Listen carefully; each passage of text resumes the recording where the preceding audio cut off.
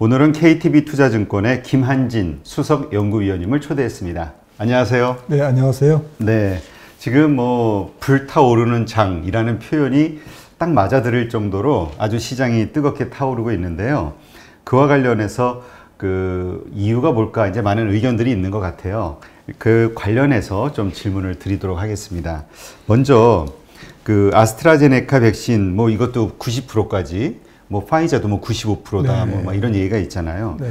이런 이야기들이 자꾸 나오면서 치료약도 항체 치료제가 이제 긴급 승인 받을 것이다 이런 얘기도 나오고 이제 이 코로나 상황은 끝나간다 이렇게 봐도 되는 건가요?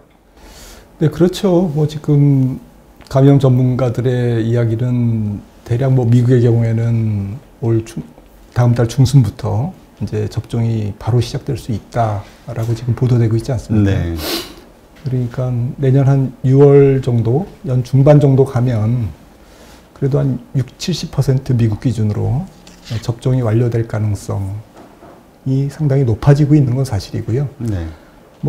보통 일반적인 경우에는 지금 백신 같은 게 전문가들의 얘기를 들어보면 7~8년에서 10년 이렇게 걸린다고 하더라고요. 근데 지금 거의 전쟁 상황이니까 각국 정부가 팔 걷어붙이고 같이 공조해서 하다 보니까 여러 가지 절차도 생략하고 패스트 트랙으로 이제 가고 있기 때문에 말씀하셨듯이 저희들 볼 때도 내년 중반 정도면 이제 코로나 때문에 생기는 여러 가지 경제 활동의 제약은 좀 종료될 가능성이 있어 보이고요. 네.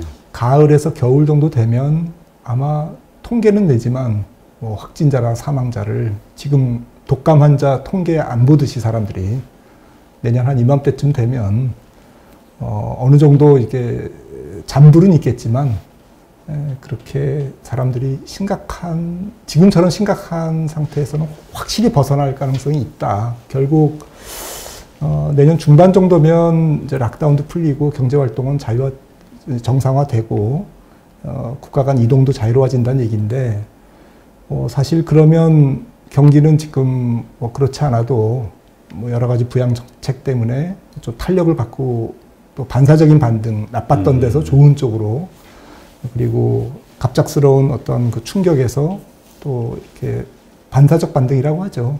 그래서 그런 기저효과까지 생각하면 지표상으로 저희들이 보는 경제 지표는 굉장히 빨라질 가능성이 있는데 문제는 당장 팬데믹이 지금 겨울에 오고 있으니까. 그렇죠. 네. 그러니까 이제 경제 지표는 물론 안 좋게 나올 겁니다. 이번 4분기나 4분기. 내년 1분기까지도. 네. 그리고 2021년 경제 전망도 아마도 유럽 같은 경우에는 크게 하향 조정될 가능성이 있거든요. 네. 네. 그런데 주식시장은 조금 냉정하잖아요. 그건 그거고, 터널의 끝은 보이고, 그런데 당장 경기가 안 좋다 보니까 사실 미국 국채금리가 1%를 지금 못 넘고 있습니다. 네. 네, 좀 강한 벽이지 않습니까? 그러니까 당장 이자율은 낮고, 그리고 당장 여러 가지 정책은 계속 나올 가능성이 있고. 재정정책. 네, 네. 재정정책도 그렇고, 또 중앙은행이 채권을 시장에서 사주는 그런 완화 정책들이 계속 나올 가능성은 여전히 있고, 이번 분기, 다음 분기까지. 네, 그러니까 여러 가지 불확실성은 지금 이제 줄어드는 과정이고 정책 효과는 계속 될 것 같으니까 지금 가던 탄력으로 시장이 계속 달리는 것 같습니다. 네. 그렇지만 말씀하신 대로 현재 상황은 참 끔찍하잖아요. 한국도 지금 400명 2차 그렇죠. 수도권 2차 거리두기 네. 들어가고요. 지금 미국도 보니까 최근 7일간만 120만 명 확진자가 네. 나왔다. 근데 이제 이쪽에 최고 명절인 그 추수감사절을 놔두고 네. 엄청난 대이동이 시작이 되고 있다. 그래서 이 이후에 얼마나 더 확진자가 늘어날지 모르는 상황이다라는 아주 비관적인 이야기가 나오고 있거든요. 이러한 것들이 우리 금융자산, 경제 이런 쪽에 더 이상 변수로 작용되지는 않을까요? 악수로? 제가 볼 때는 내년 초까지는 악재는 아닐 것 같습니다. 그것 때문에 주가가 빠지지는 않을 것 같습니다. 다른 이유 때문에 빠질 수는 있어도 어느 정도 알려진 악재다라는 거고요. 물론 미국 끔찍하죠. 지금 지표를 보시면은 10,000명당 350명이니까 우리나라보다 한 60배 정도 확진자 수가 네. 그 정도고 지금 아마 말씀하셨듯이 12월, 1월에 아마 크게 더 증가할 것 같아요. 유럽도 그렇고요. 그러면 앞서 말씀드린 것처럼 경제 지표에 한번 그 수정이 있을 것 같습니다. 1차 팬데믹 때, 그러니까 2월에서 6월 사이에 유로존 같은 경우도 특히나 그 경기 지표가 굉장히 하향 조정됐거든요. 네. 이번에도 거의 비슷한 하향 조정이 있을 가능성이 있습니다. 그 얘기는 사실은 코로나19 이전 올해 연초라든지 작년 연말 정도의 GDP 금액, 생산 금액, 혹은 소비 금액, 투자 금액 이런 금액 베이스의 어떤 그 코로나 이전 수준을 회복하는 시점이 당초보다 한 1년 이상 늦어질 수 있다는 것을 말해주는 거 아니겠습니까? 네, 그렇죠. 네, 그래서 OECD 같은 경우도 아마도 2023년 정도는 돼야 코로나19 이전 수준으로 경기 지표가 금액 기준으로 혹은 뭐 명목 소비 기준으로 도달할 것이다. 그 얘기는 사실은 조금 장기간 저합 경제, 저수요 경제, 좋은 기업은 물론 좋겠지만 네. 전체적으로는 경기가 음목에서 아랫목으로 이렇게 확산되지는 않는 그런 매크로 환경을 지금 예고해주고 있는 거거든요. 그렇게 보면 뭐 긍정적인 측면도 있습니다. 앞서 말씀드렸듯이 금리가 많이 안 뜰 거다. 물가가 그렇게 많이 안 오를 거다. 그래서 특히나 위험자산 시장 뭐 이런 데는 그렇게 큰 충격은 없을 거다. 통화정책도 바로 긴축 전환을 못할 거다. 뭐 이런 부분들은 긍정적이지만 실질 수요가 생각보다 많이 못 올라온다는 얘기는 사실은 좀 고민거리죠.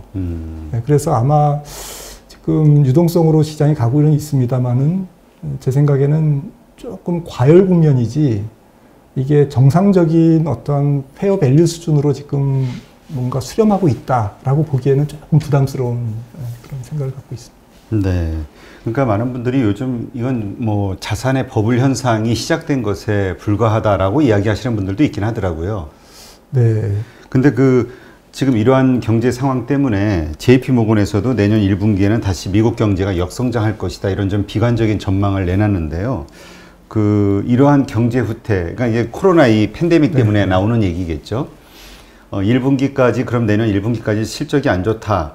이러한 어떤 데이터가 나온다 하더라도 일단 금융시장, 우리 자산시장에는 큰 영향은 없을 것으로 이렇게 보시는 건가요? 네, 크게 그것 때문에 대세가 바뀌지는 않을 거다라고 생각을 합니다. 네, 물론 이제 말씀하셨던 주가의 피로도라든지 또 일부 종목의 과열 현상이라든지 쏠림이라든지 이런 부분들은 뭐 약간 테크니컬리 기술적으로는 조금 이제 부담스러운 요인들이 시장에 있지 않습니까? 네. 근데 그럼에도 불구하고 지금 시장이 달리고 있는 이유가 뭐 지금 나와 있는 악재에 대해서는 뭐 지금 별로 그렇게 크게 비중을 안 두는 것 같습니다. 그것보다는 이제 어차피 코로나는 이제 인류가 정복해 가는 과정에 있다. 그래서 터널의 끝은 보인다라는 거고, 그리고 뭐 1월 20일 내년에 이제 조 바이든 대통령이 이제 정식 취임을 해봐야 알겠습니다만은 전체적으로 미국 경제가 여전히 내년에 뭐 정책 효과도 있고 또 여러 가지 그동안 시장을 이끌어왔던 이러한 그 대형 테크 업체들이 그렇게 허약하게 무너지지는 않을 것이다라는 신념이 아직까지는 있는 건데요. 네. 이제 이런 부분들에 대한 뭐 신뢰가 조금 하나 둘씩 만약에 깨진다면 그러면 이제 시장이 뭔가 이제 균열을 보이겠죠. 근데 지금은 이제 그런 부분들을 증거를 확인하는 데까지는 조금 시간을 벌고 있는 상태인 것 같습니다. 네, 그렇군요. 네. 지금 바이든 당선인 말씀을 하셨는데 네. 초대 재무장관 후보자로 제닛 옐런 전 연준 의장을 뭐 지명했다 이런 뉴스가 나왔잖아요. 사실 그 뉴스에 또 나스닥 시장이 엄청 반응을 했던 것 같고요. 네, 엊그제 그랬습니다. 시장에 상당히 친화적인 인물인가요? 옐런 의장이? 네, 뭐 전통적으로 연준 의원들은 이제 비둘기하고 이제 매파 이렇게 해서 이제 비둘기는 돈을 풀자라는 주의인데 뭐 매파 중에 매파죠. 왕매파고요. 그리고 이제 좀 마켓에서 어쨌든 재무장관을 제닛 앨런으로 선임했다라는 얘기를 좀 시장에서 좀 긍정적으로 받아들인 것은 지금 되게 조금 트럼프가 이제 좀 불복하면서 뭔가 이렇게 좀 어수선한 상태지 않습니까? 네. 그런데 그거에 비하면 지금 비중이 있고 안정감이 있고 그리고 상당히 좀 젠틀하고 그리고 경험도 있고 시장에 친화적이고 이런 인사들이 특히 재무장관이 중요하지 않습니까? 다음 이제 조 바이든의 특히 초기 집권 2021년, 22년에는 통화정책과 재정정책을 얼만큼 잘 조화롭게 가져가느냐, 서로 하모니를 가져가느냐가 이제 중요할 텐데요. 네. 이 부분에서 전임 연준 출신이 재무장관이 됐다는 것은 시장이 환호할 만한 뉴스긴 하죠. 아, 그런가요? 네, 아마 매파라고 하셨잖아요, 근데. 잘못 말씀드렸습니다. 비둘기파. 예, 왕비둘기. 왕비둘기파. 죄송합니다. 그래서 민주당 돈 푸는 걸 막는 거 아닌가 이런 생각을 잠깐 했거든요. 죄송합니다. 네. 제가 말을 실수했네요. 그래서 카터 때 밀러라는 분이 있었는데 그때가 이제 처음으로 그 재무장관이 이제 연준 의장 출신이 됐고요. 이번이 이제 두 번째일 겁니다. 그리고 200여 년 재무부 역사 중에서 여자 굳이 성을 따지는 건 그렇지만 여성 재무장관은 처음이고요. 그러니까 아무튼 뭐 옐런이 연준 의장으로 있을 때 재임할 때 상당히 정책을 뭐 시장과 소통하면서 잘했고 또 증시에 우호적이었고 라는 관점에서 제인 옐런은 재직 시절에 의장 시절에 연준 의장 시절에 연준이 시장에서 채권을 직접 매입하는 것에 대해서 상당히 강조하는 그런 어조의 발언을 여러 차례 했습니다. 네. 그런 정도로 연준의 어떤 시장 개입, 시장에 대한 적극적인 어떤 그런 행동에 대해서 친화적인 인물이죠. 그러니까 사실 그 이번에 민주당 그 뭐라 그럴까요? 그 정부 네. 그 관계자들 보면은 그 좀 매파라고 표현해야 될까요? 좀 이렇게 약간 친좌파 뭐 이렇게 표현을 해야 될까요? 그 뭐라고 표현해? 갑자기 그 대통령 후보로도 나왔던 그 분 성함이 갑자기 생각이 안 나네. 그러니까 하여튼 그 좌파 정책을 아주 많이 쓰게 되지 않을까. 그리고 그 노동 정책이 너무 엘리자베스 워런이라든지 또 한 분 있죠. 저 후보로도 나왔던 하여튼 그러다 보니까 시장이 되게 불안해했었는데 지금 이제 이 중도파 인사들을 이렇게 기용을 하고 있다 이러한 평가를 받는 걸로 그래서 좀 기대감을 불러일으킨다 이런 얘기도 있더라고요. 예, 그런 것도 있을 것 같습니다. 지금 뭐 아직 조각이 뭐 이제 속속들이 나오겠지만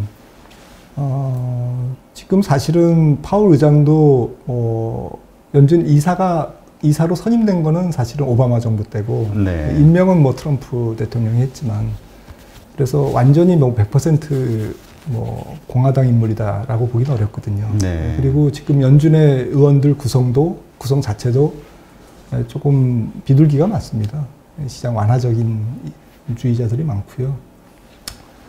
그래서 특히나 이제 지금 트럼프 대통령이 앞서 말씀드렸듯이 좀 지금 목리를 부리고 이러고 있는데 지금 시장은 이제 이게 과연 정권이 좀 부드럽게 인수돼서 국정에 차질이 없을 거냐라는 이제 불확실성도 좀 있지 않습니까? 이런 부분에서 좀 비중 있는 인사 그리고 지명도가 있는 인사의 선임은 확실히 조금 컨벤션 효과가 있죠. 네. 근데 그 지금 연준의 역할이 이젠 재무부의 그 하위 기관으로 떨어지는 거 아니냐라는 평가를 하시는 분들도 있던데요. 근데 저는 뭐 지금 화폐주의 MMTA도 얘기하고 뭐 사람들이 여러 가지 얘기하는데 지난 뭐 한 7, 80년? 1970년 이후로 놓고 보면 사실은 정부의 재정정책 확대하고 통화정책은 같이 왔습니다.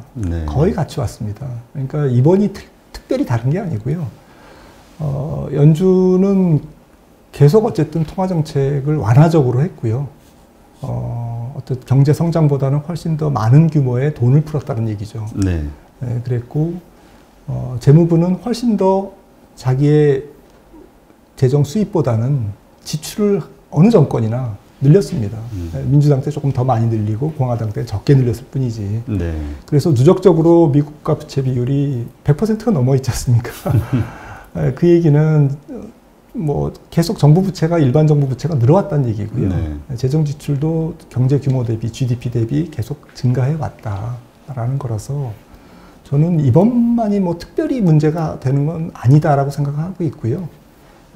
근데 이제 특별히 이제 다음 앞으로 한 4년 혹은 10년이 왜 중요할까를 놓고 보면 아무래도 지금 이번에 코로나 위기로 인해서 10여 년 전에 글로벌 금융위기 때 올라갔던 정부 부채 비율, 올라갔던 통화정책, 완화정책, 연준의 어떤 그 자산 규모 이런 것들이 굉장히 그 10여 년 전에 올라간 상태에서 이번에 그 위에다가 부채를 더 올린 거거든요. 그렇죠. 예, 더 올렸기 때문에 부채의 탑을 쌓기 때문에 이번부터는 조금 부작용들이 그 이전에 뭐 지난 10여 년보다는 부작용들이 있을 거다라는 거죠. 네. 여러 가지 뭐 국채 금리의 상승이라든지 또 글로벌 환경도 조금 많이 바뀌고 있거든요.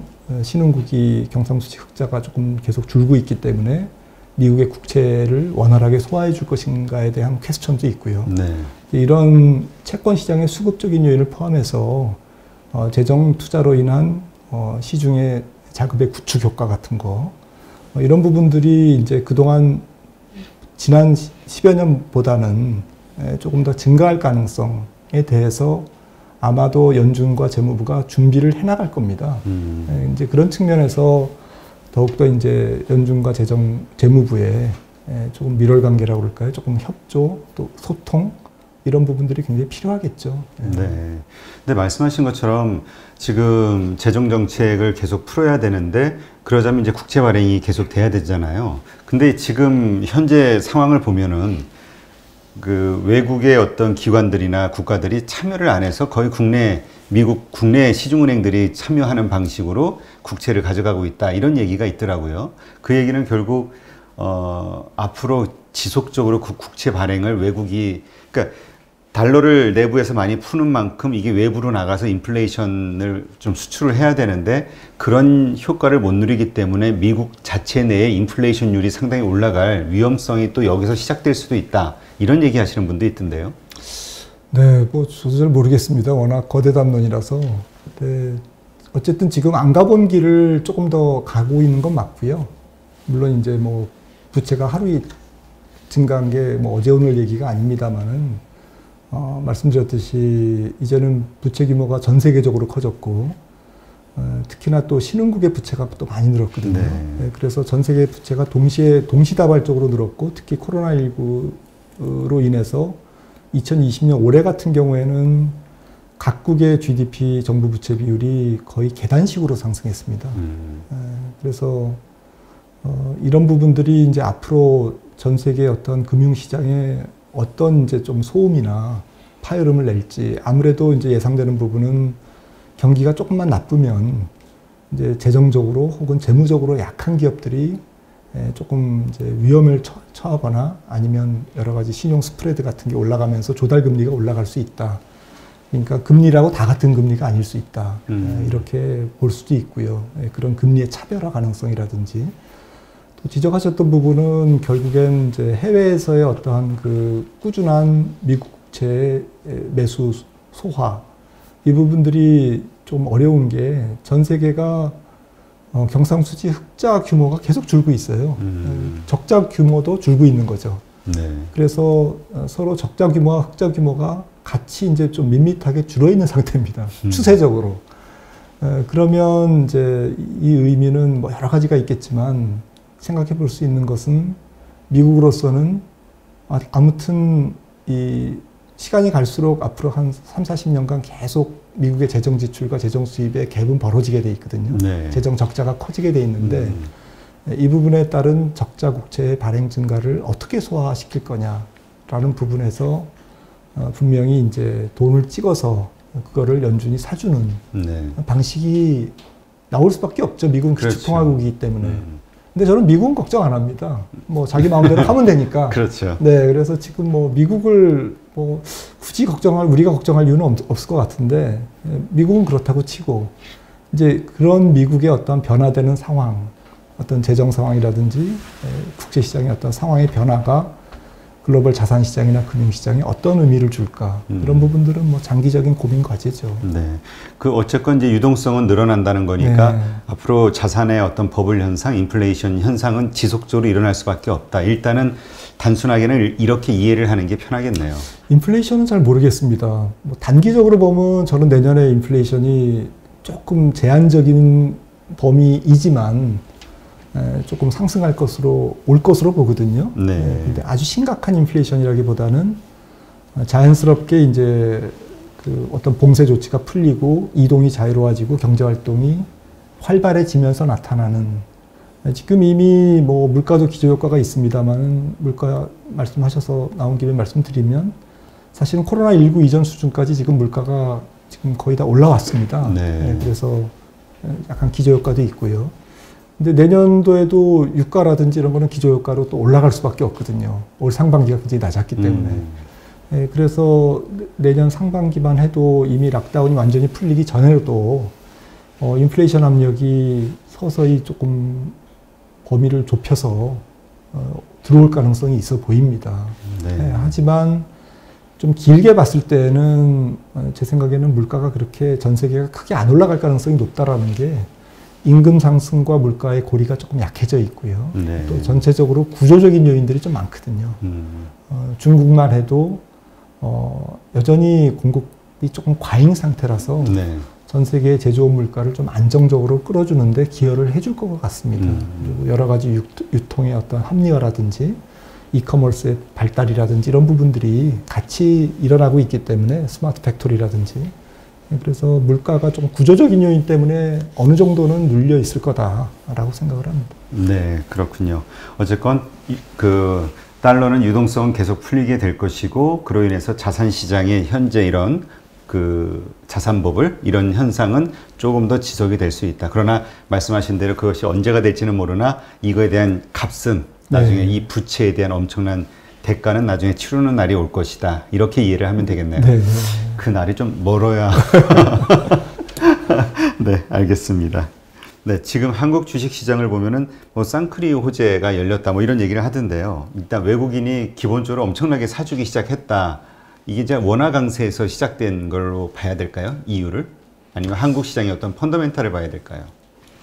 제 생각에는 원화 강세 요인이 뭐 전혀 없다고 보기는 어렵겠지만, 그걸 뭐 아주 정교하게 생각은 못 해봤습니다만은, 원화 강세 요인보다는 전 세계 시장에서 한국 증시가 싸 보이는데,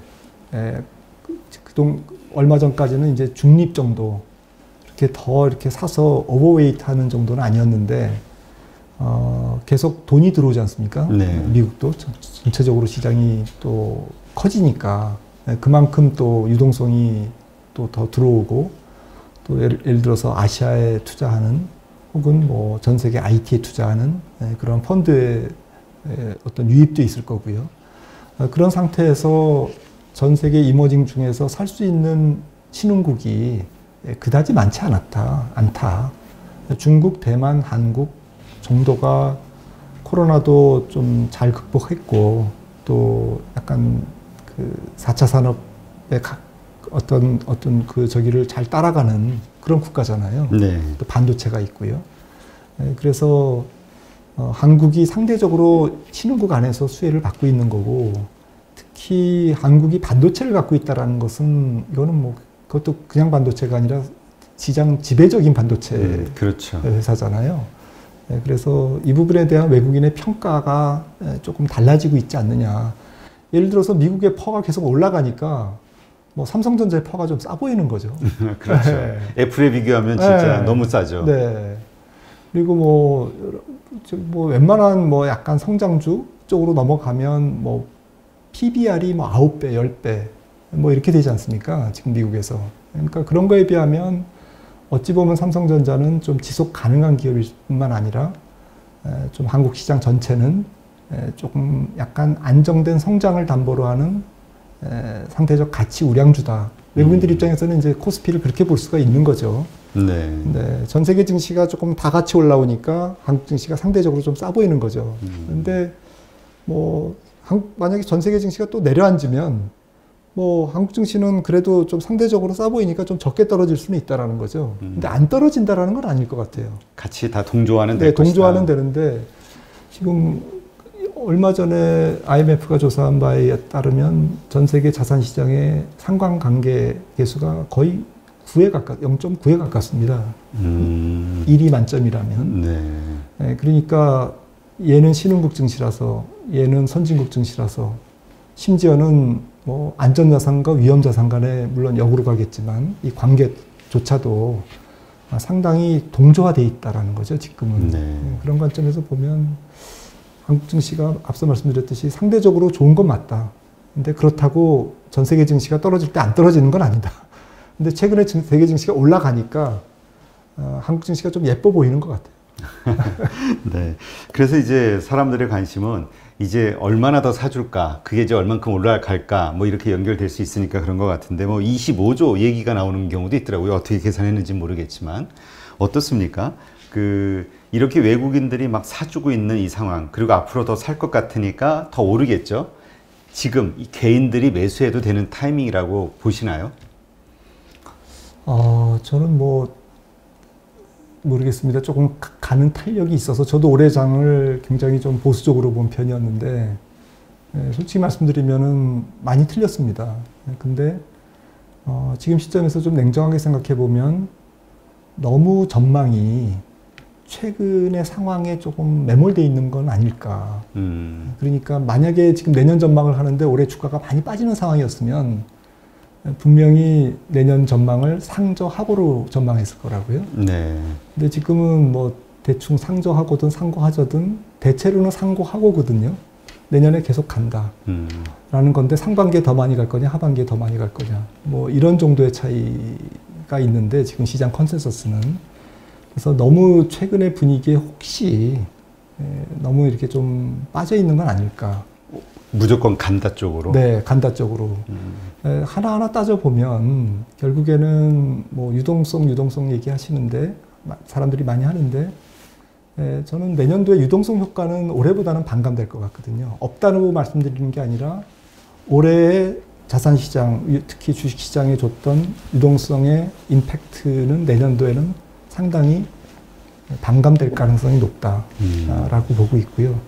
그다음에 어닝은 뭐 지금 모르겠습니다만은 급등 지표상으로 어쨌든 뭐 전년 동월 대비라든지 전분기 대비 좋아지는 건 맞는데 그 좋아지는 정도가 사실은 뭐 미국의 경우에는 2019년 정도 수준으로 좋아지는 거고 한국 코스피 이익은 뭐 180조 정도 나와도 2017년, 18년 수준이거든요. 네. 물론 이제 뭐 2017년, 18년을 내년에 이제 달성하고 2022년에는 그 위로 가는 이제 그런 계속적인 상향 추세라면 뭐 할 말이 없는데요. 그게 아니라면 이미 PR은 많이 올라 있지 않습니까? 그렇죠. 미국이나 한국이나. 뭐 버블이라고 볼 수는 없지만 비싸진 건 사실이거든요. 비싸졌다는 얘기는 내년도 이익을 어느 정도는 선반영하고 있다는 거고요. 이런저런 이유를 좀 따져보면 제 생각에는 무조건 주가가 정말 이건 100% 간다 라고 주장할 만한 근거보다는 제 생각에는 조금 올해의 기대치보다는 낮게 형성이 될 가능성이 있지 않느냐라는 의견이죠. 네. 근데 또 어떤 분들은 그 버블이라는 거는 인정을 하는데 그 옛날 튤립 이때나 뭐 이런저런 그 버블 과정들을 보면 상황들을 되돌아보면 그 기간은 조금 길었다. 그러니까 지금은 버블을 좀 즐겨야 될 때다. 이렇게 얘기하시는 분들도 있더라고요. 맞습니다. 뭐 진정한 이제 주가의 하락은 약세론자들이 다 사라지면 그때 이제 비로소 이제 약세가 나오고요. 정작 그때부터 약세를 얘기해야 되는데 지금 약세론자들이 다 거의 사라지고 있습니다. 집에 그렇죠. 가는 분 갈 수도 있고 뭐 입을 닫을 수도 있고 방송에 출연 안 할 수도 있고요. 그리고 주가가 떨어질 때는 강세론자들이 다 사라지면 이제 주가가 올라갑니다. 실제로는 주가가 떨어지면 강세론자들이 많아져야 되는데 그건 시장의 불편한 진실이거든요. 네. 그런 관점에서 보면 뭐 어디가 저는 주식시장이 어디가 정말 대변곡점이냐라는 부분은 저는 알 수 없다고 봅니다. 다만 지금이 역사적으로 비싼 때냐, 아주 쌀 때냐, 정말 웅크리고 있어서는 안 되는 용기를 가져야 되는 시기냐, 아니면 굉장히 조심스럽게 쫓아가더라도 굉장히 사주 경계를 하면서 정말 확신이 있는 종목 위주로 슬림하게 가져가야 되는 시기냐라는 부분에서 저는 후자라고 생각하는 거죠. 네. 네. 그렇죠. 사실 우리가 방송 전에 김영익 교수님 방송 나오셔서 이제 좀 강세론으로 좀 바뀌셨다 말씀을 드렸는데 네. 그런 얘기 하시더라고요. 파티는 즐기되 비상구 옆에서 즐겨라. 언제든 탈출할 수 있게. 좋은 말씀. 정말 절묘한 말이십니다. 제가 그랬는데, 네, 하여튼 분명한 거는 우리가 좀 그러니까 뭐라 그럴까요? 합리적으로 생각해 보면 분명히 그렇죠. 지금 일단 뭐 돈을 벌고 주가지수는 올라가고는 하지만 그냥 합리적인 수준에서 보면은 이게 그렇게 정상적으로 보이진 않는, 네. 예, 그렇기는 하죠. 근데 참 이게 제가 이렇게 많은 분들을 만나서 이야기를 나누다 보면은 어떤 정말 우리 저 박사님처럼 산전수전 이렇게 오랫동안 이 금융시장에서 겪으신 연륜이 있으신 분들은 정말 조심스러운 어떤 태세를 좀 취하시고 젊으신 분들은 고고. 예. 그래서 저도 젊을 때는 굉장히 고했거든요. 그래서 네. 원래 대리과장 주가라는 게 있지 않습니까? 대리과장. 시장도 훨씬 젊은 분들이 잘 맞추세요. 나이 들면 너무 보는 게 많아서 겁이 많아집니다. 예. 보수적이 저절로 될 수밖에 없군요. 저절로 보수적이 되고 또 분석하는 사람들은 좀 뭐 불편한 진실이 약간 뭐 이런 위험도 있는데 당신 혹시 아세요? 이런 위험은 이런 각도에서 봤을 때는 언젠가는 위험이 될 수 있습니다. 이런 쪽에서 좀 리포트를 많이 쓰게 되잖아요. 그렇죠. 아무래도. 네. 좋은 건 또 다 알려져 있고 하니까. 그러다 보니까 사실은 숨겨진 리스크라고 그럴까요? 이런 부분들에 대해서 조금 더 민감한 편이죠. 근데 시장은 뭐 말씀하셨듯이 한번 파티를 즐기면 워낙 뭐 1차에서 안 끝내고 2차, 3차 가듯이 이제 그런 게 있는 거죠. 네. 네. 마켓은 또 마켓입니다. 예. 지금 말씀하신 대로 암만 확진자가 미국에서 증가를 그렇게 급증을 하고 있어도 주가는 계속 올라가고 우리가 합리적으로 봤을 때는 이게 분명히 리스크가 돼서 떨어져야 되는데 또 미국 대선 불복 이런 문제가 터져도 그냥 또 가고 원래 전문가들이 그런 것 때문에 차라리 쉬는 게 낫지 않겠는가라고 생각했던 사람들도 많이 있었잖아요. 그렇죠. 불확실성 때문에. 근데 그냥 다 무시하고 간단 말이죠.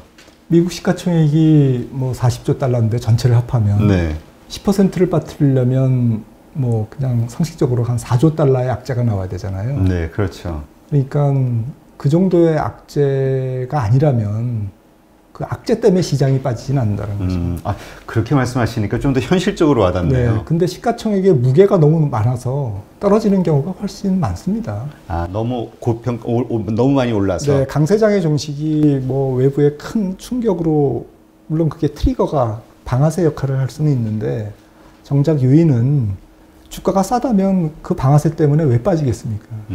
비싸니까 누군가는 팔려고 하는 욕구가 많아져서 시장의 수급이 반대로 바뀌기 때문에 그래서 이제 빠지는 거고 빠질 때는 또 정상적으로 빠지질 않고 모두가 좁은 비상구로 한꺼번에 탈출하려고 하기 때문에 가파르게 빠지는 거고 그리고 훨씬 더 많이 빠지는 거고요. 빠지면 돈 버는 사람들도 있잖아요. 그렇죠. 공매도라든지 인버스라든지 또 있기 때문에 그러니까 시장의 심리는 참 이 이해관계자들이 서로 얽혀가지고 근데 지금 박사님 말씀하신 것처럼 이번에도 나온 뉴스 보니까 이제 2600이라는 마의 어떤 장벽을 깨고 올라가는 이 상황에서 개인들은 엄청나게 또 곧버스를 사고 있다. 인버스. 네. 최근에 7천억 정도 매수를 했더라고요. 네. 그러니까 또 이렇게 반대로 생각하는 이게 비정상이다라고 생각하는 사람들도 많이 있다는 거잖아요. 근데 또 이게 지난 경험을 보더라도 개인이 이 인버스로 이긴 적이 없어가지고 어떻게 보시나요, 이 상황을? 모르겠습니다. 뭐 일시적 현상일 수도 있고요. 금액이 아주 뭐 작다고만 볼 수는 없지만은 한쪽에서 시장에 대해서 조금 신중하게 보는 어떤 패턴도 발견되고 있다. 뭐 이런 정도인 거고요. 근데 그런 패턴은 좀 왔다 갔다 할 수도 있습니다. 시장이 또 외국인이 워낙 하다 보면 계속 추세적이지 않고. 기관은 좀 추세적이지만 개인은 조금 뭐 전체적인 시장이 바뀌면 또 유연하게 바뀌거든요. 그래서 너무 그 통계에 연연할 필요는 없다고 생각하는데, 다만 뭐 저는 약간 시장에 대한 보수적인 입장을 계속 갖고 있기 때문에 시장에서 그렇게 보는 어떠한 그 저것 패턴도 충분히 있다. 어느 정도의 어떤 그 사람들은 많이 존재한다라고 생각을 합니다. 네. 그 내년 3월에 공매도 그 금지 시한이 풀리나요? 네. 네. 그렇게 되면 좀 완전히 시장이 다시 바뀌지 않을까라고 얘기하시는 분들도 있거든요. 네, 뭐 지금 사실은 올해 시장의 공매도 금지가 많은 도움을 줬죠. 그리고 뭐 대주주 과세 또 조금 더 타이트하게 가져가는 부분도 3억으로 낮추는 부분도 유예되면서 그 부분도 적지 않게 시장의 수급에 영향을 주고 있고요. 근데 한 가지 요인으로 뭐 내년 상반기에 이제 그게 바뀌면서 수급이 그것 때문에 무너진다 이렇게 보기보다는 아마 만약에 내년 3월이 만약에 하강의 어떤 변곡점이 된다면 마침 그때 또 무슨 일이 있을 겁니다.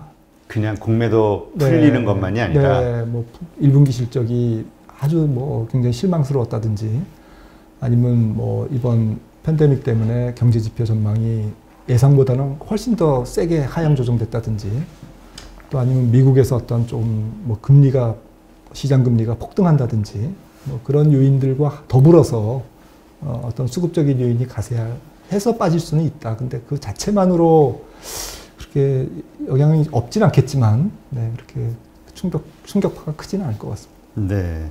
그 외국인들이 일단 뭘 이렇게 주식을 사기 시작하면 정말 추세적으로 들어오잖아요. 네. 그래서 우리가 뭐 오랫동안 내려오는 얘기가 외국인을 따라서 사라. 네. 외국인이 돌아올 때가 주식 투자할 때다. 이런 얘기도 네. 있고요. 그러니까 지금 이렇게 하고 있다라는 거는 앞으로 추세적으로 상당히 더 올라갈 것으로 일단은 그 펀더멘탈은 뒤로 하고라도 외국인의 이 투자 매수세만 보더라도 앞으로는 좀 많이 오를 가능성이 높다. 이렇게 봐야 될까요? 저는 그렇게 보지는 않습니다. 그러니까 뭐 시장이 올라간다 떨어진다를 떠나서 외국인이 일종의 뭐 선행 지표다라고 보기는 어렵다. 이번에도 뭐 사실 1600부터 본격적으로 판 거는 외국인이지 않습니까?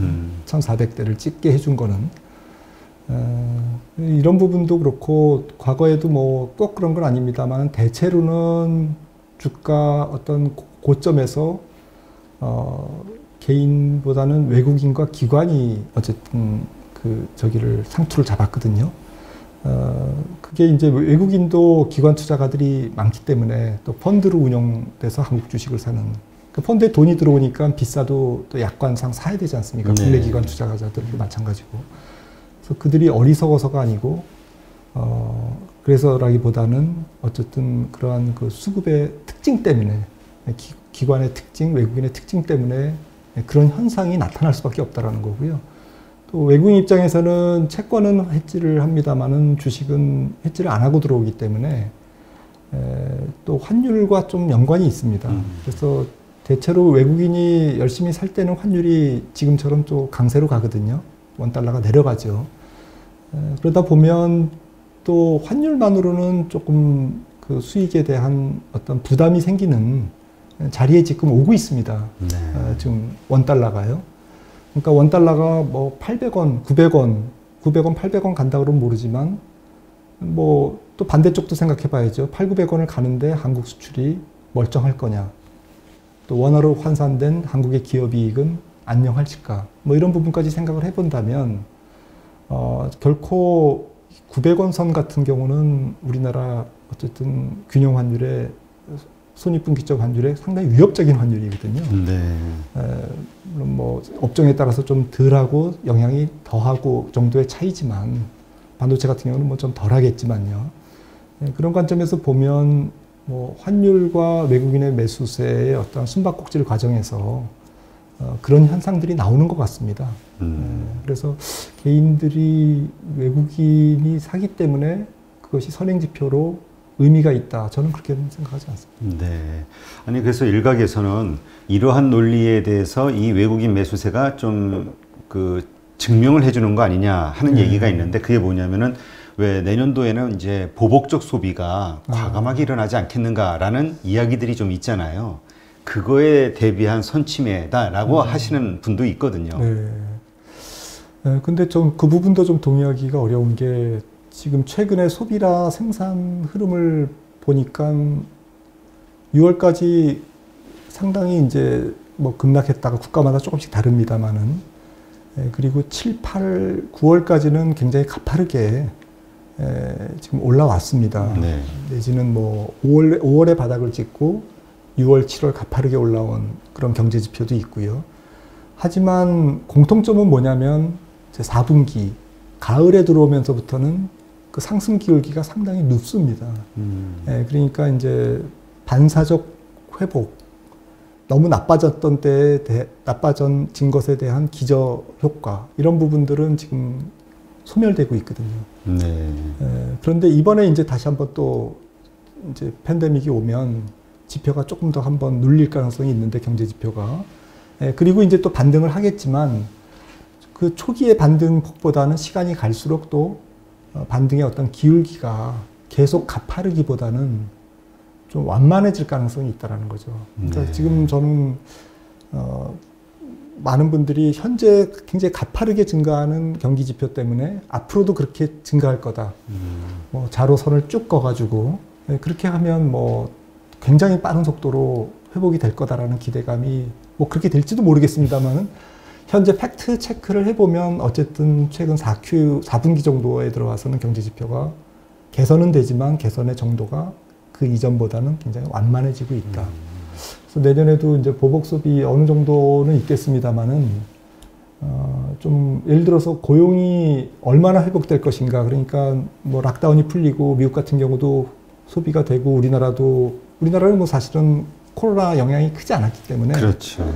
자영업이라든지 이런 부분에 대해서 이런 분들이 큰 거지, 사실 경제 전체적으로 거시 지표를 굉장히 충격적으로 만들 정도로 다른 나라에 비하면 상대적으로 크진 않은데, 예를 들어서 식당이 이제 영업을 하고 이렇게 되면 이제 지표는 빠르게 올라옵니다. 거기까지는. 네. 그런데 미국이 코로나19 이전에 실업률이 3.5%였잖아요. 네. 그 다음에 연구 실업자가 거의 적었고요. 연구 실업자가 여전히 250만 명이고, 뭐 앞으로 줄겠지만 여전히 한 200만 명, 150만 명 정도 될 거고, 코로나19 이전에 도달했던 3.5%의 완전 고용을 가는 데는 앞으로 한 3년 정도 걸리는 걸로 보거든요. 뭐 당장 갈 수는 없는 일이니까요. 그렇다고 보면 소비의 어떤 원천이 되는 고용 사정이 그렇게 코로나19 이전으로 아주 가파르게 올라올 가능성보다는 완만하게 올라올 가능성이 높다라는 거죠. 네, 그렇군요.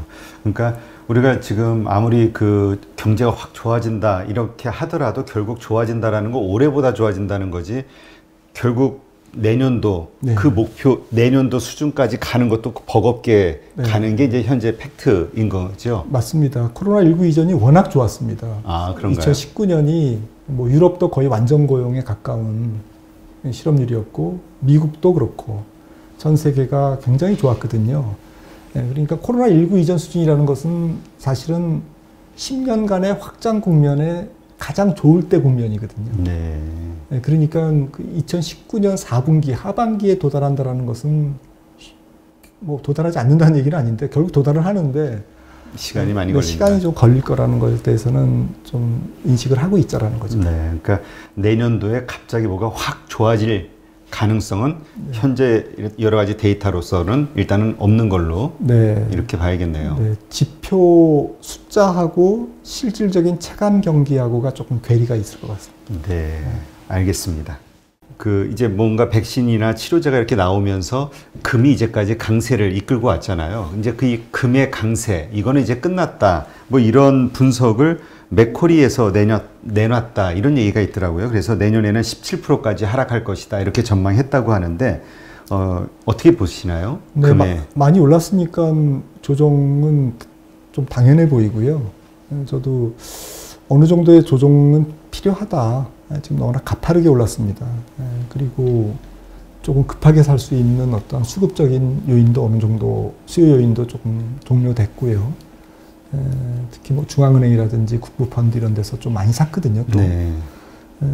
근데 이제 금의 가장 그 약점은 물가에 약하다라는 거거든요. 왜냐하면 이자를 못 받는 그렇죠. 어떤 상품이기 때문에. 그래서 물가가 올라가거나 금리가 올라가면 조금 조정을 받게 돼 있습니다. 근데 내년 전체를 놓고 보면 앞서도 말씀드렸지만 제한적이지만 물가는 좀 올라가는 해다.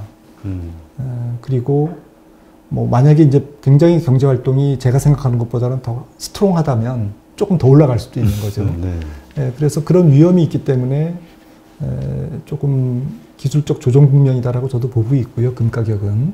그런데 기술적 조정을 받았을 때 살 거냐? 라는 부분에 대해서는 저는 사야 된다고 생각합니다. 아, 그런가요? 네, 장기적으로 봤을 때는 뭐 장기라는 게 뭐 개인마다 다릅니다만 전 뭐 한 5년 정도를 놓고 보면 4, 5년을 놓고 보면 앞으로 금 가격은 여기가 종점은 아니다라고 생각하고 있고요. 그 이유는 앞서 뭐 앞에 부분에서 조금 말씀을 나눴습니다만은 미국의 통화 정책이 네. 이제 새로운 길을 걷고 있다라는 거거든요. 조금 더 약간 심각한 국면.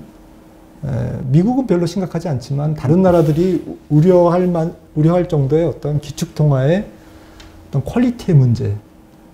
그러니까 미국은 기축 통화국이기 때문에 아무리 찍어도 아무 문제가 없다 하지만 네. 달러를 가치 저장 수단으로 사용하고 있는 많은 국가 입장에서는 조금 달러만 갖고 있다가 이게 혹시 가치가 떨어지는 거 아니야? 그러게요. 라는 의심을 뭐 국가 운용을 뭐 1년, 2년 보고 하는 것도 아니고 국부펀드라든지 이런 데서 펜션 펀드라든지 이런 데서 좀 길게 보고 한다면 분명히 뭐 당장은 아니지만 서서히 어떤 전략적인 생각을 갖고 있어야 되거든요. 네.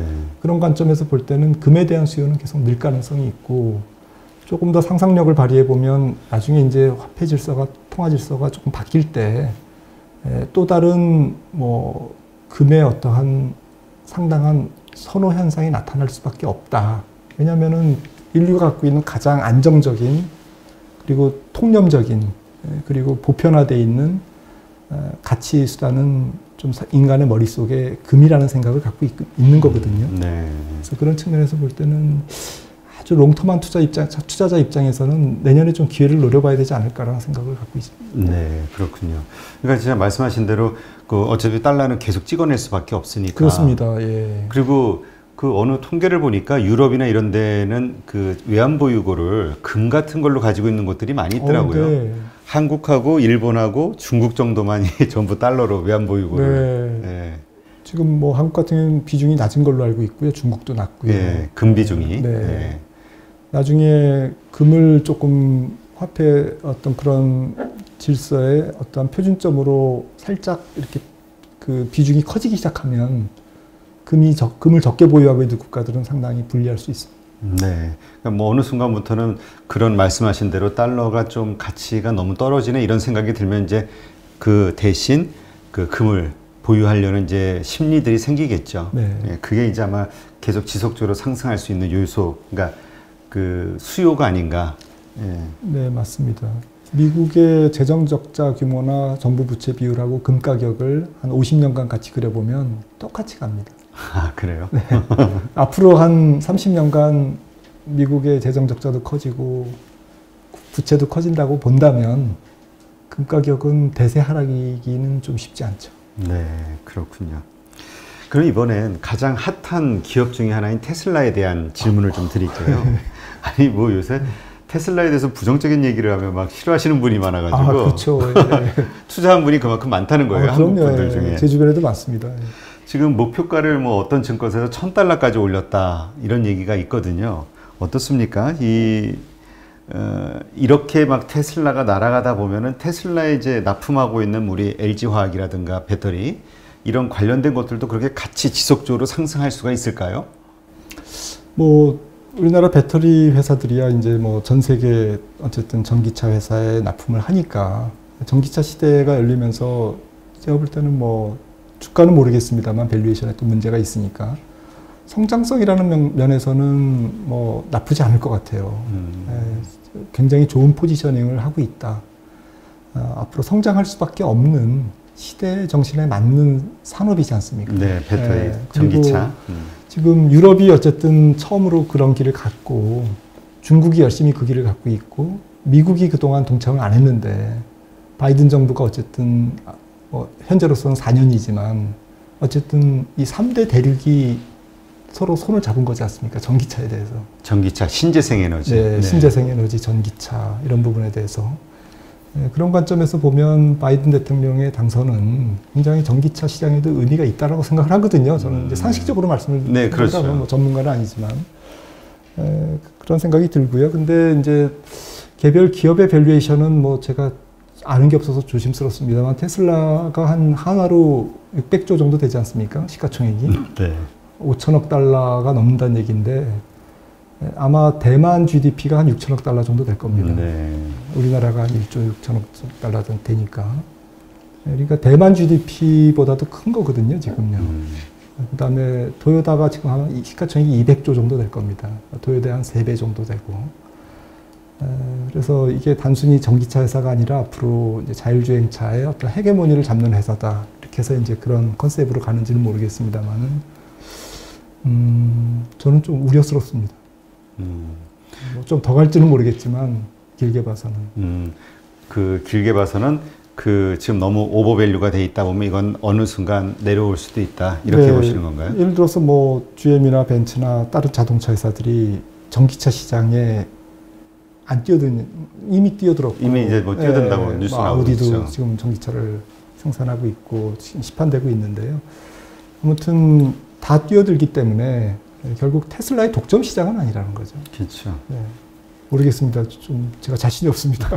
아니 그 테슬라의 만슬라를 기대하는 분들은 그 테슬라는 전기차 회사가 아니다. 그렇죠. 그 플랫폼 회사다. 자율주행 그 네, 플랫폼. 플랫폼 회사다라는 관점에서 그렇게 보시는 것 같습니다. 이게 나이가 들면 그래서 주식을 못 합니다. 새로운 용서하십시오. 아니 근데 이제 그럼에도 불구하고 좀 너무 간 거 아니냐 이런 분도 있고요. 참 그건 알 수가 없죠. 이제 시간이 지나봐야지 알 수 있을 것 같은데 그 뭐죠? 그 아마존이나 그 애플 같은 경우도 항상 그 망할 것 같은 그 이야기들을 들으면서 계속 엄청나게 성장을 해왔기 때문에 테슬라도 그렇게 될 것이다라고 기대하는 분들이 많이 계시더라고요. 예. 하여튼 뭐 이건 시간 지나 보면 알겠죠. 이건 사실 뭐 알 수가 없죠, 미래는. 근데 이렇게 가다 보니까 왜 달리는 말에 타라. 그러니까 우리가 이제까지 가치주라는 말을 많이 했잖아요. 장기 투자, 가치주를 찾아서 장기 투자를 하면 개인들이 시장을 이길 수 있는 수익을 얻을 수 있다. 근데 무작정 이게 가치주만 해서야 되는 세상인가? 이런 성장주, 너무 오른 것 같지만 이런 성장주에 타야 되는 거 아닌가라는 그 고민을 하는 분들이 많이 있다고 하거든요, 요즘. 그건 또 개인의 투자 스타일이 좀 중요한 것 같아요. 제 주변에도 가치주를 좋아하시는 분들하고, 뭐 펀드 매니저도 그렇고, 개인 투자자도 그렇고, 성장주에 되게 꽂혀서, 어쨌든 뭐 항상 성장주에서 종목을 고르시는 분들이 있는데, 어느 게 옳다, 그르다를 뭐 문제가 아닌 것 같고요. 좀 가치주를 하면 편하죠. 대형주 쪽에서 특히, 만약에 시장이 계속 올라간다면, 최근에도 이제 그런 좀 올라가는 종목들이 많은데, 조금 전통 산업이라든지, 또 금융주라든지, 또 구조 조정을 겪은 뭐 그런 회사라든지, 대형주 쪽에서 좀 뭐 PBR도 싸고 이렇게 편안하게 할 수 있는 종목들이 지금 또 많이 올라왔습니다. 그래서 항상 그런 좀 강세장에서는 골고루 또 결국엔 오르기 때문에 이런 좀 편안하게 살 수 있는 가치주들이 좀 지금도 있어 보이고요. 그런 관점에서 뭐 가치주가 나쁘진 않다라고 생각을 하는데, 조금 전체적으로 어떤 시대 정신에 맞는 조금 주도주, 시장의 주도주는 이번에 저는 뭐 예를 들어서 미국 주식시장의 메가테크 주들이 한번 크게 조정을 받고 이제 크게 좀 다시 한번 이렇게 조정 기간을 겪고 나면 내년이 될지 이렇게 해서 하고 나면 그 다음에 이제 또 어떤 종목이 될까를 생각을 해보면 또 역시 성장주가 될 거다라고 생각을 하고 있습니다. 그때 성장주가 꼭 빵이 아닐 수는 있고 망이 아닐 수는 있지만 대표 선수는 좀 바뀔 수도 있죠. 하지만 분명히 어떤 시대 정신에 맞는 주도주는 성장주 쪽에서 나올 가능성은 매우 높다. 사실 워렌 버핏도 사실은 가치주에 대해서 어떤 생각을 갖고 있는지는 모르겠지만 우리가 생각하는 관념적인 성장주만 고집하는 건 아니잖아요. 그래서 보면 너무 가치주다, 성장주다, 이분법적으로 뭐 굳이 뭐 성향이 그렇다면 어쩔 수가 없지만 뭐 어쨌든 꽁 잡는 게 매라는 관점에서 보면 굳이 나눌 필요는 없다. 네. 저평가돼 있으면 뭐 폭넓은 가치주이긴 한데 좀 불확실한 가치주냐? 성장주는 불확실하니까 성장성이라는 게 매우 주관적이고. 그렇죠. 좀 불확실한 가치주냐 이런 뭐 약간 궤변이 됩니다만 그런 관점에서 접근하면 좋을 것 같고 저는 4차 산업혁명이 여전히 지금 이제 시작에 불과하다라고 생각합니다. 네. 어떤 변화가 앞으로 역동적으로 나타날지 아무도 예상할 수 없다.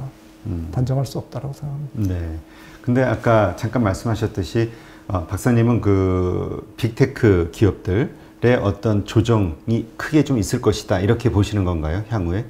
네, 뭐 그게 언제가 될지는 제가 장담하기 어렵지만 조금 머지않은 시간에 좀 의미 있는 조정은 나올 거다라고 생각을 하고 있고요. 네. 의미 있는 조정이라면 피하는 게 좋은 조정이죠. 네, 근데 문제는 뭐 늘 그랬지만 잘 아시겠지만 약세장이 상당히 예의 바르고 공손하게 찾아오지 않잖아요. 어느 날 갑자기 밤도둑처럼 찾아와서 거의 비상구를 못 찾는 밤에 갑자기 찾아와서 예. 그래서 혼란을 주고 아수라장을 만드는 경우가 항상 있다라는 거죠. 그러니까 세상에 좀 주식시장을 편안하게 보는 사람이 많아질수록 그다음에 이 주식시장을 위험자산이 아닌 안전자산으로 보는 사람이 많아질수록 네. 시장은 뭔가 그 모종의 계략을 지금 만들고 있다라고 저는 생각합니다. 네. 미스터 마켓은. 미스터 마켓. 그러니까 네. 미스터 마켓은 특정인이 아니라 네. 특정 기관이 아니라 시장의 모든 이해관계자들 가운데서 같은 이해를 가지고 있는 참여자들이라고 봐요. 그러니까 약세장을 원하는 이해관계자들 이렇게 봐야 될까요? 네, 뭐 그렇게 볼 수도 있고 뭐 미스터 마켓을 의인화해서 뭐 초고수 체스 챔피언이라고 보시면 네. 우리는 그 초고수 체스 챔피언을 싸워서 이길 수는 없는 거죠. 어쨌든 listen to the market. 마켓이 무엇을 지금 우리에게 또 마켓이 우리에게 약간의 시그널은 주잖아요. 그 시그널을 좀 계속 읽는 습관을 통해서 그런 위험을 조금 남들보다 빨리 감지하는 게 중요한데 그 위험 중에 하나 가장 중요한 위험, 큰 위험이 제 생각에는 기술주들, 미국 기술주들이 좀 크게 조정을 받을 가능성이라는 건데 미국 주도주가 기존 주도주가 크게 조정을 안 받고 지금 상태 정도에서 다시 뭐 테슬라처럼 신고점을 돌파한다든지 아니면 뭐 박스권에서 유지한다든지 이러면 아까 말씀하셨던 이런 가치주, 금융, 뭐 시클리칼, 뭐 내구 소비재, 자동차, 뭐 그다음에 지금 팬데믹이 끝나면 올라갈 여행, 컨택트, 뭐 컨택트주 이런 것들이 이제 앞으로는 수익률이 지금 최근 한 달도 이런 수익률이 훨씬 높거든요. 테크는 지금 미국에서 한 8%, 9%밖에 못 올랐고 앞서 말씀드린 그런 컨택트주들은 지금 20%에서 30% 올랐지 않습니까? 네. 그거는 지금 상황이긴 합니다만 문제는 이제 위에 있는 이 시장 주도주들이 그게 아니라 조정폭이 커지면 조정이 왔으니까 얘네들이 본격적으로 가야지 이렇지는 않다라는 거죠. 그래서 이거는 좀 그 주도주의 동향에 대해서는 계속 면밀히 관찰을 하고 있어야 될 것 같습니다. 네. 그리고 만약에 그런 조정이 있고 난 다음에도 과거의 그 주도주가 다시 주도주로 갈 것이다. 이렇게 네, 보시는 거군요. 또 꼭 그 종목은 아니지만 예. 컨셉적으로 어쨌든 세상을 이끄는 이 저성장 시대의 성장을 이끄는 그리고 부가가치를 창출하는 매우 기술집약적이고 비정형화된 그리고 기술이 서로 융합돼서 만드는 새로운 혁신적인 신상품 이런 쪽에서 여전히 대박주들이 터질 가능성은 높다라는 거죠. 네, 그렇군요. 지금 다우지수도 이제 3,000선을 뚫고 올라왔잖아요. 이게 의미가 있을까요? 아니면 그냥 그러니까 이걸 뚫었기 때문에 추세적으로 더 갈 것이다라고 좀 의미를 두는 분들도 있고요. 열렸다, 상방이 네. 열렸다. 그런 분들도 있고 뭐 저항을 곧 받을 것이다. 이런 분들도 있고요. 어떻게 보세요? 이미 나스닥과 S&P는 뚫었지 않습니까?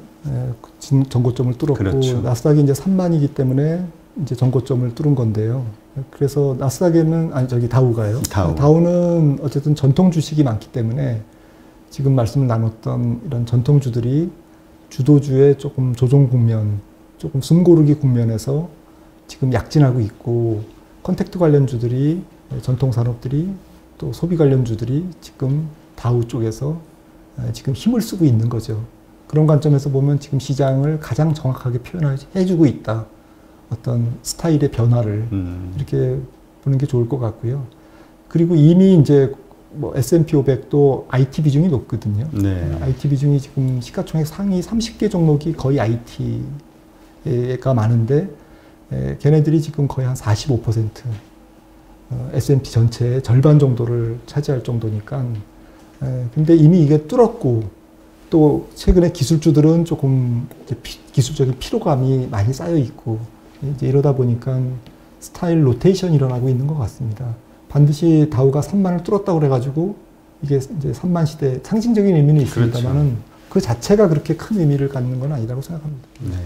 하여튼 그 미국이 부러운 거 하나는 뭐 1만, 2만, 3만 어쨌건 그 굴곡은 있지만 그냥 계속 우상향으로 오른다는 거. 그렇죠. 10여 년간 계속 올랐으니까요. 네. 그냥 사놓고 그냥 가만히 편안하게 있어도 되잖아요. 우량주만 사놓고 있으면은. 주가가 S&P 500 기준으로 2009년 3월 저점 대비 5배 가까이 올랐고 퍼가 12배에서 25배로 2배 올랐고요. 네. 이익이 거의 한 3배 정도 올랐습니다. EPS 기준으로, 주당순이익 기준으로. 그러니까 이익이 그렇게 3배 정도 증가하니까 PER 쪽에서 프리미엄의 상승이 일어난 거죠. 경기도 한 130개월 확장됐고. 그러니까 주가가 5배가 올라간 거죠. 엄청난 상승이네요. 네, 그렇죠. 그래서 항상 그 부럽기도 하지만 또 우리 시장을 좀 이렇게 탓하게 되는 게 왜 한국은 그렇게 안 되고 자꾸 박스피로 갈까? 다시는 우리는 그 미국처럼 될 기회는 없을까? 이런 얘기를 많이 하잖아요.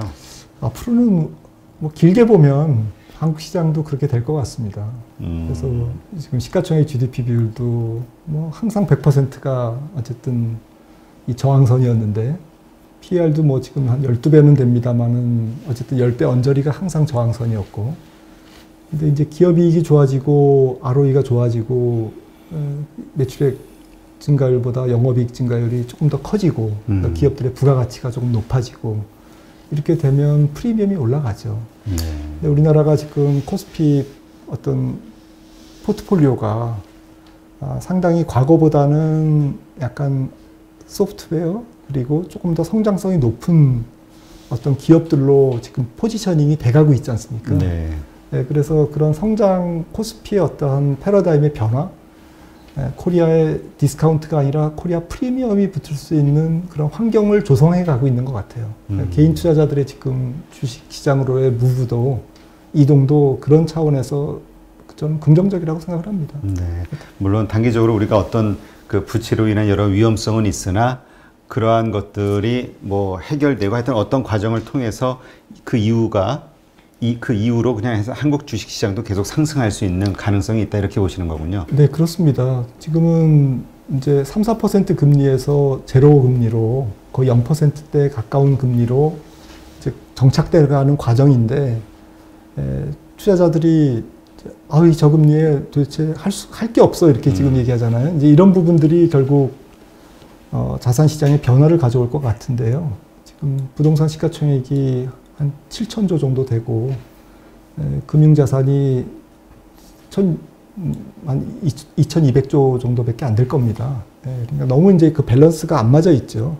그래서 금융자산 중에서 주식 비중은 또 더 낮고 다른 나라에 비해서 이제 이런 부분들이 개인의 포트폴리오의 어떤 실물자산 대비 금융자산 대비 주식자산의 비중 조절이 지금 일어나고 있는 거라고 봐야 되거든요. 물론 하루아침에 안 일어납니다.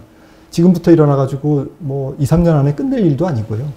왜냐면은 주식시장이 아시다시피 기업의 거울인데 네. 기업이 더 좋은 기업으로 변해줘야 그렇죠. 거기에 맞게 프리미엄이 올라가는데 지금 그 첫 단추는 좀 깨어가는 게 아닌가라고 생각합니다. 네, 알겠습니다. 하여튼 그 미래의 일은 뭐 누구도 알 수가 없죠. 하지만 이제 현재 여러 가지 벌어지고 있는 상황을 가지고 이제 여러 가지 방향으로 한번 검토를 해볼 수가 있는데 예상도 해보고요. 하여튼 지금 이 좀 혼란스러운 이 상황에서 어떠한 방식으로 생각을 하고 투자하는데 이렇게 좀 그 뭐라 그럴까요? 그 도움을 줄 수 있을까? 이런 각도에서 한번 생각해 볼 수 있는 그런 시간이었던 것 같습니다. 네, 오늘도 이렇게 유익한 시간을 함께 해주신 KTB투자증권의 김한진 수석위원님께 감사드립니다. 고맙습니다. 고맙습니다.